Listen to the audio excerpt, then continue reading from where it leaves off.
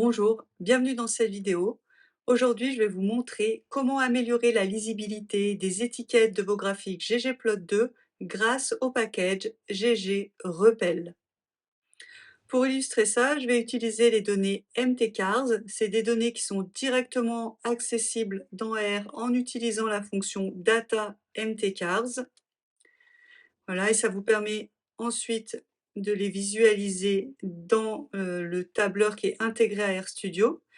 Donc c'est un jeu de données qui contient les caractéristiques techniques d'une trentaine de modèles de voitures, en termes de consommation d'essence, de puissance, de poids, etc. Et on va surtout s'intéresser à 2 variables qui sont la consommation d'essence, c'est cette variable ici MPG, ça veut dire miles par gallon, et la variable ici WT qui est le poids, et c'est en milliers de livres. Et puis on peut voir que le nom des modèles est contenu en raw names.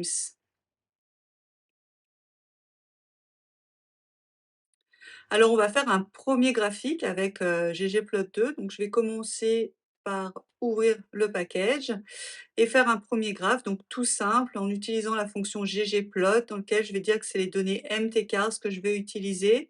Et puis grâce à la fonction AES ici, je définis les variables que je veux voir en X et en Y. Donc en X, on va mettre le poids et en Y, on va faire apparaître la consommation d'essence. Et puis, grâce à la fonction, à la couche geoMPoint, là, ça me permet d'obtenir un scatterplot. Voilà, comme ici. Alors là, dans cet exemple, ce que j'aimerais, c'est par exemple afficher le nom des modèles.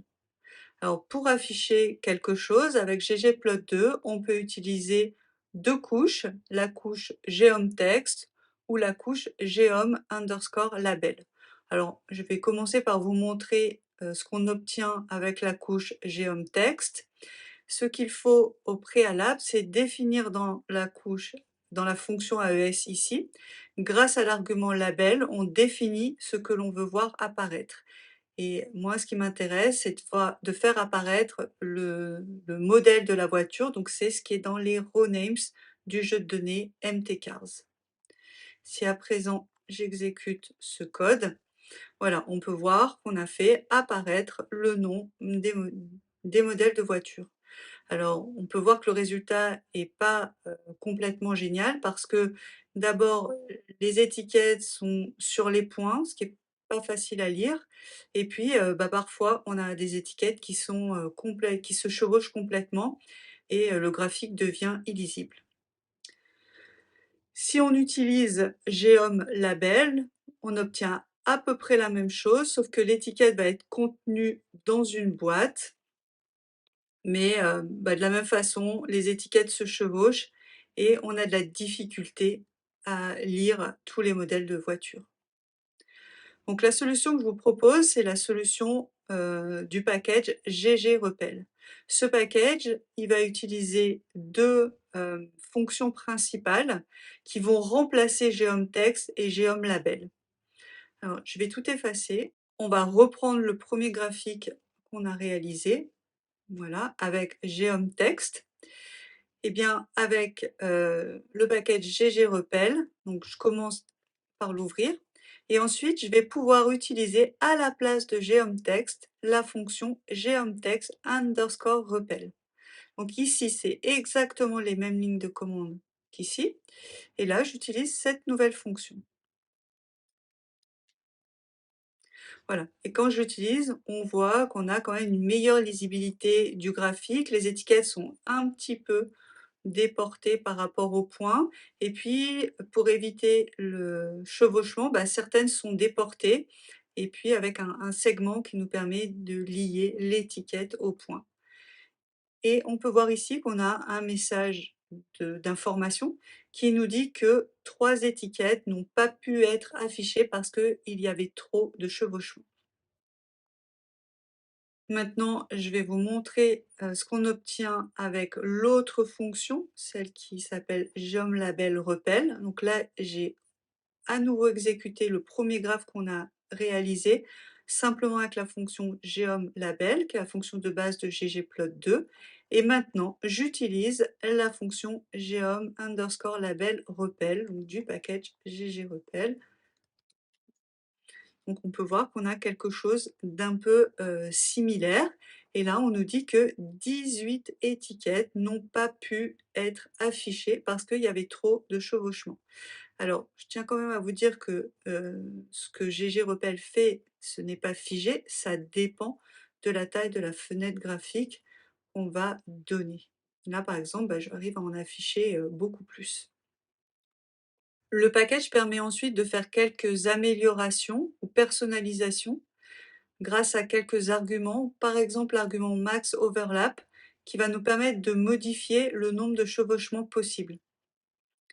Donc par défaut, ggRepel va calculer pour chaque étiquette combien d'éléments sont chevauchés en termes de points ou d'étiquettes.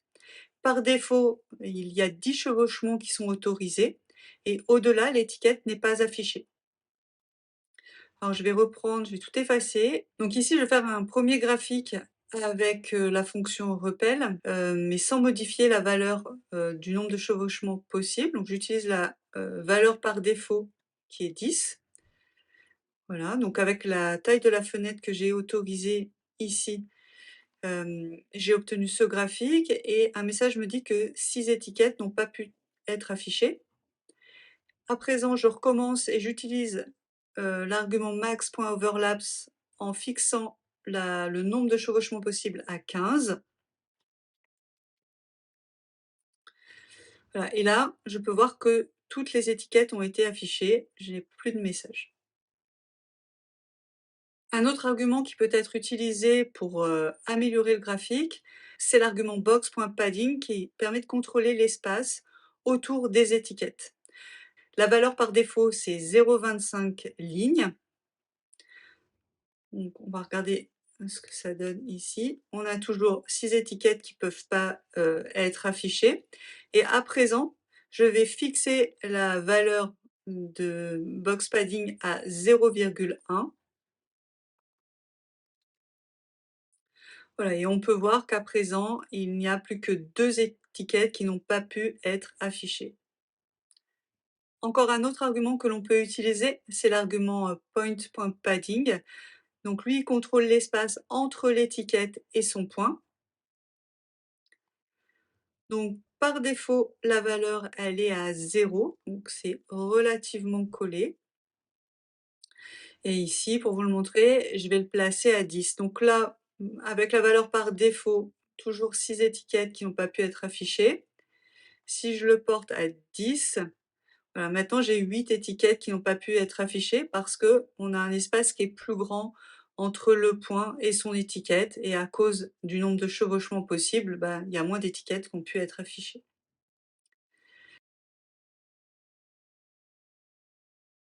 Un autre argument qui me semble intéressant à connaître, c'est l'argument min.segment.length.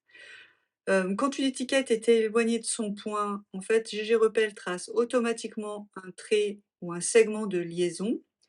Et par défaut, si la distance entre l'étiquette et le point est inférieure à 0,5 lignes, et ben, ce segment n'est pas affiché.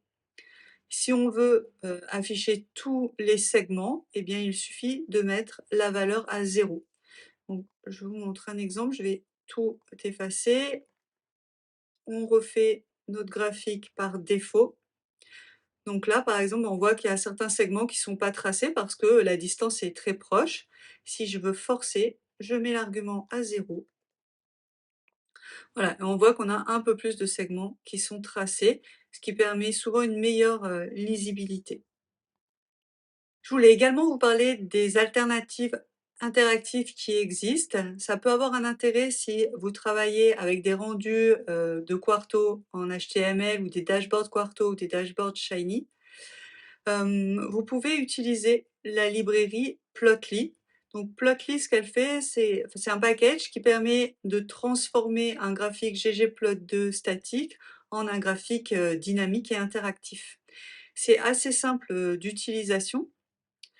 On commence par réaliser un graphique, avec ggplot2, un simple graphique.